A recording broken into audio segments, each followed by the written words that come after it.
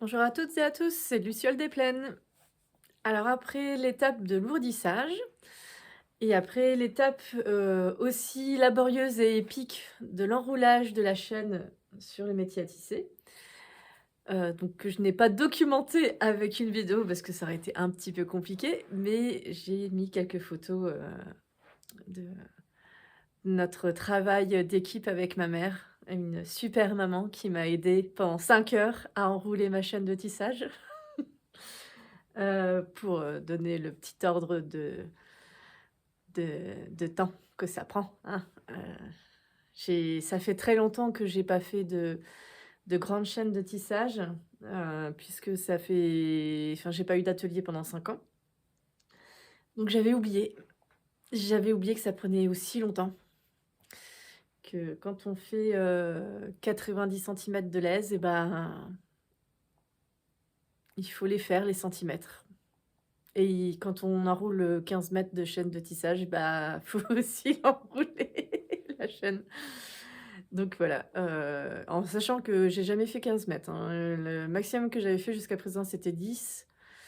Donc bah, là, je sais pas ce que ça va donner, si je vais arriver à faire, mes 15 mètres, sans trop de problèmes. Parce que, bah, là, on voit bien la différence. Donc j'ai ourdi, 8 sections. Alors c'est pas de l'ourdissage sectionnel, hein, moi ce que je fais, hein, c'est de l'ourdissage, indirect, sur le l'ourdissoir, hein, pas sur les super belles machines, pour l'ourdissage sectionnel et c'est indirect donc j'enroule la chaîne sur l'ensouple, indirectement. C'est-à-dire parce qu'il y a l'ourdissage direct où là c'est,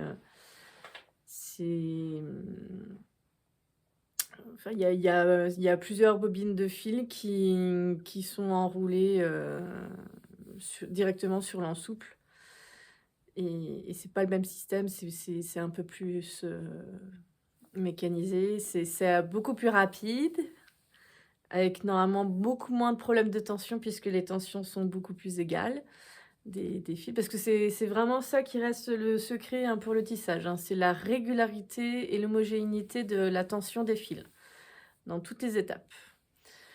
Donc effectivement, quand c'est la machine enfin, quand il y a des systèmes, mécaniques et des machines qui peuvent faire ça, bah, ça peut être enfin, mieux fait.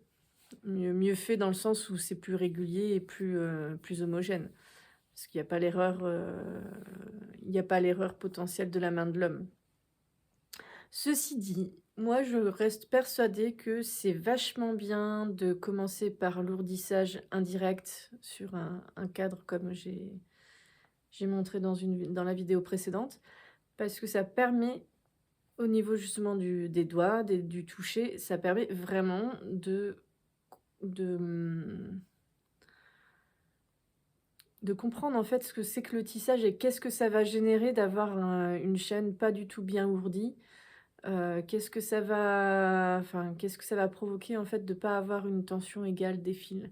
Et ça, si vous le pratiquez jamais, en fait, bah, vous allez jamais le ressentir dans les doigts. Donc vous allez jamais pouvoir l'intégrer vraiment pleinement dans votre tissage.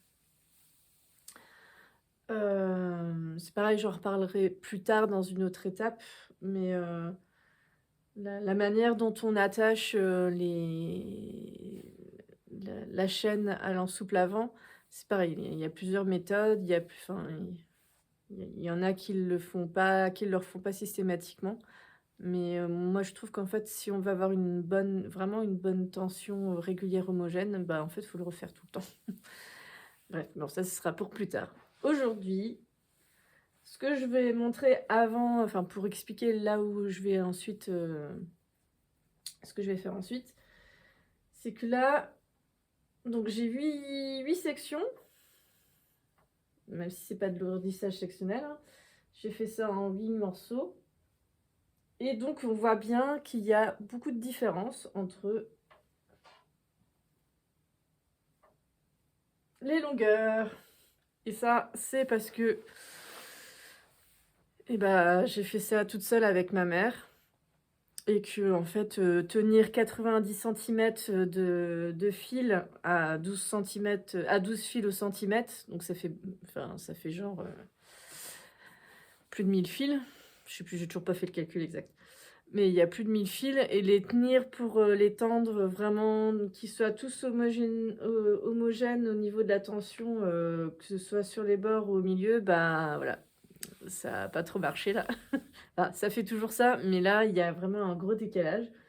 Donc ces fils-là, en fait, du milieu, et ben ça signifie juste que quand on a enroulé la chaîne sur l'ensouple à l'arrière, et bah, tour de manivelle après tour de manivelle, il y avait, 1-2 millimètres de décalage de tension entre cette partie-là et cette partie-là. Enfin et ces 2 parties-là. Enfin, puis bon, c'est graduel, les décalages. Mais donc voilà. Donc au fur et à mesure des tours de manivelle pour, enrouler, la chaîne, bah, il y a 1-2 millimètres par-ci, puis il y a 1-2 millimètres par là et puis, bah, sur 15 mètres, bah, on arrive,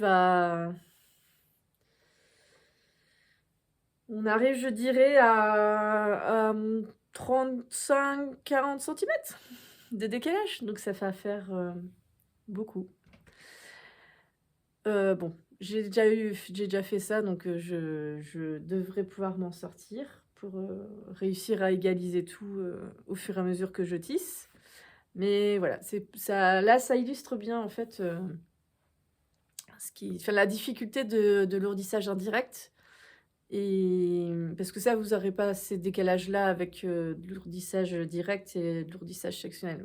C'est parce qu'il y aura pas autant d'erreurs, de la main de l'homme. Mais après, moi, je reste persuadée que c'est une bonne manière de maîtriser les fils.